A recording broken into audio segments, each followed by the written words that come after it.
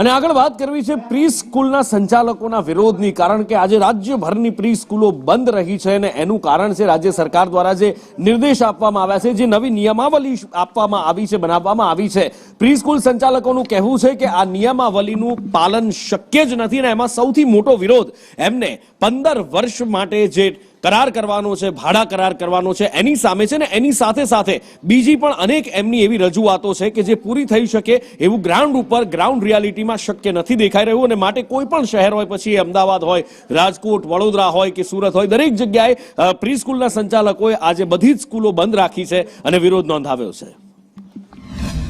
જે નવી registration policy આવી છે, વારંવાર રિક્વેસ્ટ કરી છે પણ એમના તરફથી કોઈ જવાબ આવ્યો નથી। તો આજે અમે સમગ્ર ગુજરાતની પ્રી સ્કૂલો બંધ રાખવાનો એલાન કર્યો હતો, જે બંધ રહી છે અને આજે એના અગેન્સ્ટ માટે એમને રિક્વેસ્ટ કરવા માટે અહીંયા અમે ભેગા થયા છીએ। જે અમને 15 વર્ષનો રજિસ્ટર્ડ લીઝ એગ્રીમેન્ટ કરવાનો કીધો છે।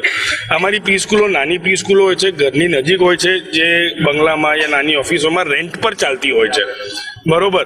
ત્યાં કોઈ બી મકાન માલિક 15 વર્ષનો રજિસ્ટર્ડ લીઝ એગ્રીમેન્ટ આપવા માટે રેડી રહેશે નહીં। તો અમે 11 મહિનાનો સિમ્પલ ભાડા કરાર માગી રહ્યા છીએ। તે માટે અમે ગુજરાત સરકારને અહીંયાથી નીકળ્યા પછી સીધા ભૂપેન્દ્ર સાહેબ, ડિંડોર સાહેબ એન્ડ પાનસેરિયા સાહેબને સીધા નિવેદન પત્ર આપવા પણ સીધા જવાના છીએ। આ અભિયાન એટલા માટે અમારે કરવું પડી રહ્યું છે કારણ કે બાલ મંદિરો કે પ્રી સ્કૂલો જો આગળ જતા અધિનિયમોના હિસાબે બંધ થઈ જશે તો જે બાળકો પ્રી સ્કૂલોમાં કે ડે કેરમાં આવી રહ્યા છે એ બધા ક્યાં જશે? અમને એક સવાલ એ છે કારણ કે જે અધિનિયમો જે આવી રહ્યા છે એમાં ઘણા નિયમો એવા છે જે મહિલાઓ જે સંચાલકો છે કે મહિલાઓ કામ કરનારા છે એ બધા અધિનિયમોને અનુકૂળ નહીં થઈ શકે।